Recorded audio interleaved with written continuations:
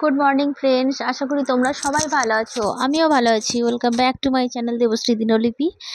আর এটা হলো জন্মাষ্টমীর আগের দিনের ভিডিও।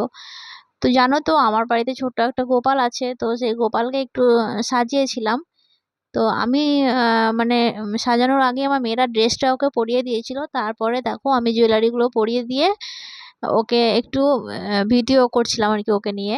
তো যতবার ওকে বলা হচ্ছে যে বাঁশিটা শুধুমাত্র মুখে ধরতে, তো ও এতটা দুষ্টু বাঁশিটাকে কামড়ে ধরছিল। তো সেই নিয়ে আমরা ভীষণ হাসাহাসি করছিলাম। আর এই গোপালটাকে যে রেডি দেখছো তোমরা, একে রেডি করা যে কতটা কষ্টকর হয়েছে আমাদের জন্যে, সেটা একমাত্র আমরাই জানি।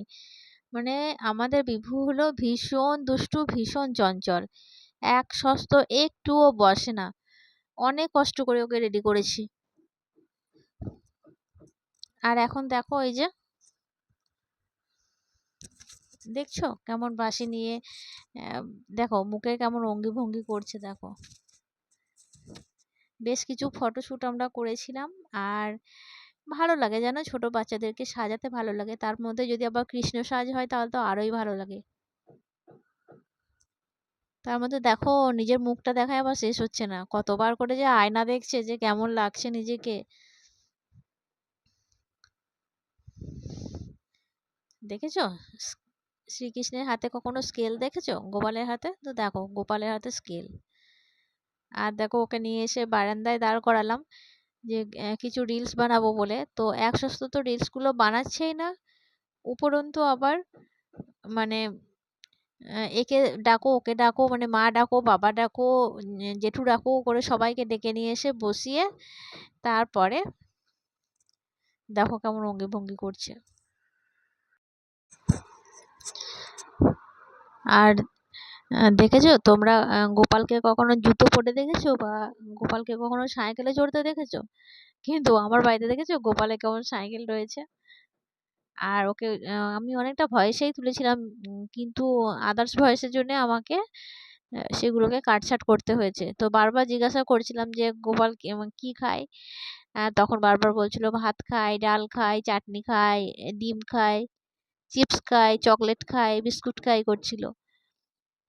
আর এই বাঁশিটা দেখেছো মাঝে মধ্যে অস্ত্র হয়ে যায়, বাঁশি দিয়ে আবার দিদিদেরকে মারছে। তো কথাগুলো শুনতে তো ছোটতে ভীষণ ভালো লাগে। তো ওই একটু আনন্দ আর কি। আর এটা হলো আমার বার্থডের ভিডিও। তো আমার বার্থডেতে সেরকম করে কোনো ভিডিও করিনি সারাদিনে। তো মেয়েরা তো ছাড়লো না কিছুতেই, কেক তো আনতেই হলো। আর দিনে অবশ্য রান্না বান্না করেছিলাম, পায়েস টায়েস এসব হয়েছিল আর কি। তো দিনেকার কোনো ভিডিও ক্লিপ আমি নিইনি। তো রাত্রে ছোট করে আমাদের ঘরের মধ্যেই আমরা সবাই মিলে একসঙ্গে বসে মেয়েরা কেকটা নিয়ে এসেছিলো, তো কেকটা কাটছিলাম আর কি।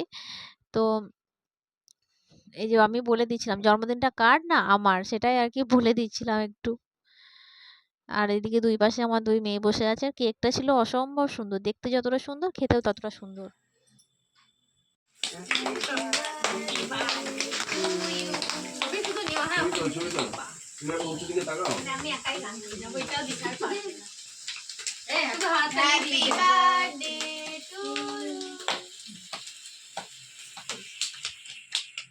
এটাও শেষ, হাততালিও শেষ।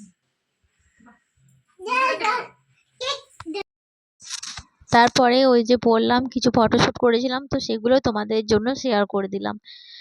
তো দেখো ওই যে বললাম না বাঁশিটা মুখে ধরে বলছিলাম যে ওকে ভিডিও করতে, তো তখন করছিল না, শুধু কামড়ে ধরছিল বাঁশিটাকে।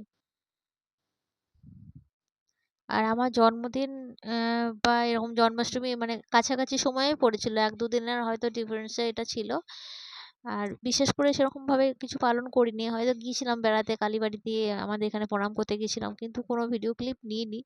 কারণ খুব একটা ভিডিও করছি না তো ইদানিং, অল্প অল্প ভিডিওই তোমাদের সাথে শেয়ার করছি। তো যদি ভালো লাগে অবশ্যই লাইক কমেন্ট শেয়ার করো। নতুন বন্ধুরা চ্যানেলটা সাবস্ক্রাইব করে পাশে থেকো। আর আমাকে অল টাইম তোমরা বন্ধু হিসাবে পাশে পাবে, এটুকু কথা আমি দিতে পারি। আর আমার পুরনো বন্ধুরা যারা প্রতিনিয়ত আমার ভিডিও ছাড়া মাত্রই দেখো, কমেন্ট করো, আমার ভীষণ ভালো লাগে। তোমাদের ভালোবাসায় আমি এত দূর আসতে পেরেছি, তো এটাও আমার জন্য একটা পরম পাওয়া। তো চলো আজকের ভিডিওটা এই পর্যন্ত। যদি ভালো লাগে আবারও বলছি লাইক কমেন্ট শেয়ার করো, নতুন বন্ধুরা পাশে থেকো। পুরনো বন্ধুরাও পাশে থেকো। সবাইকে অসংখ্য ধন্যবাদ। তো চলো আজকের মতো টাটা।